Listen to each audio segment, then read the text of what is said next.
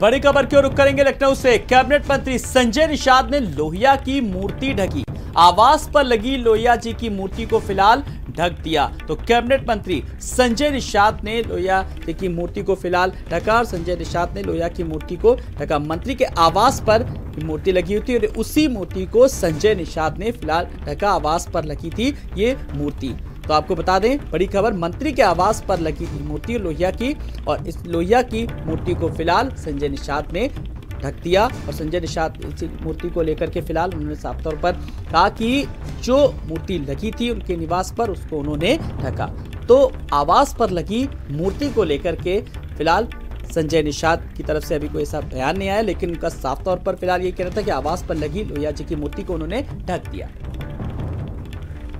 और संजय सिंह चौहान हमारे संवाददाता जुड़ गए। संजय, आवास पर लगी लोहिया जी की मूर्ति को ढक दिया, इसके पीछे क्या कुछ तर्क दिए जा रहे हैं, क्या कुछ जानकारी निकल करके आ पा रही है? बिल्कुल, मैं बताऊं आपको कि समाजवादी पार्टी का ये लोहिया ट्रस्ट था, लेकिन सुप्रीम कोर्ट के आदेश के बाद पूर्व मुख्यमंत्रियों के बंगले और ट्रस्ट की जमीनें खाली कराई गई थी। उसके बाद ये संपत्ति के पास पहुंच गया। लेकिन जब नई सरकार योगी 2 का गठन हुआ तो ऐसे में उनके गठबंधन के सहयोगी संजय निषाद की पार्टी भी गठबंधन में थी और संजय निषाद कैबिनेट के मंत्री बनाए गए और बंगला नंबर 1 अलॉट हुआ, जो कभी लोहिया ट्रस्ट हुआ करता था। वहाँ लोहिया जी की एक बड़ी भव्य मूर्ति थी। उस मूर्ति को पूरी तरीके से ढक दिया गया है। कुल मिला कहा जाए कि लोहिया जी को देखना पसंद शायद संजय निषाद को नहीं आता है। यही वजह है कि उन्होंने अपनी भव्य कोठी में सामने लगी लोहिया जी की जो मूर्ति है उसको पूरी तरीके से ढकवा दिया है कि कहीं पे भी मूर्ति का नामो निशान नहीं दिख रहा है। तो ऐसे में सवाल ये उठता है कि विधानसभा में लोहिया और जनेश्वर के नाम पर कहीं ना कहीं चालीसा पढ़ने वाले लोगों का जो चरित्र है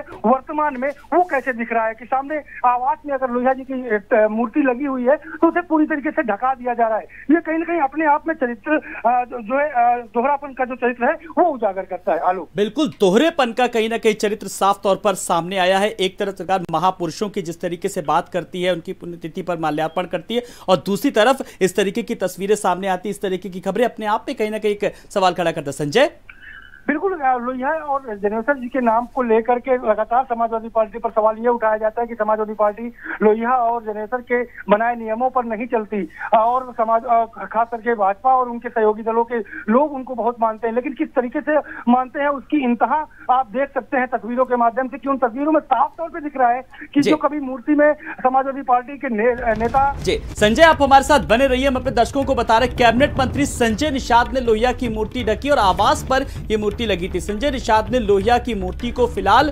ढक दिया।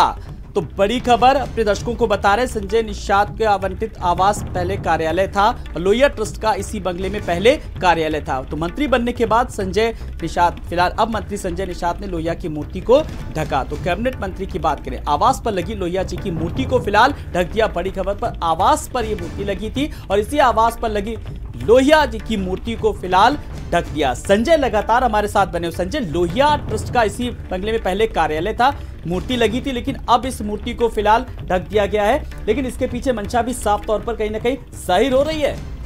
हाँ बिल्कुल आलोक, मैं बताऊँ आपको कि ये लोहिया ट्रस्ट हुआ करता था, लेकिन मैंने आपको पहले बताया कि सुप्रीम कोर्ट की रूलिंग आने के बाद चाहे पूर्व मुख्यमंत्री के बंगले रहे हों या फिर उन बंगलों के साथ साथ पार्टियों के जो ट्रस्ट बनाए गए थे उनकी जमीनें रही हों, वो पूरी तरीके से वापस ली गई थी, उन कोठियों को वापस लिया गया था। उसी हिस्से में लोहिया ट्रस्ट जो है वो भी राज संपत्ति सरकार के पास चला गया था और नई सरकार बनने के बाद ये पूरा बंगला जो है वो संजय निषाद जो सहयोगी दल है। चलिए, बहुत बहुत शुक्रिया संजय इस तमाम सारी जानकारी के लिए।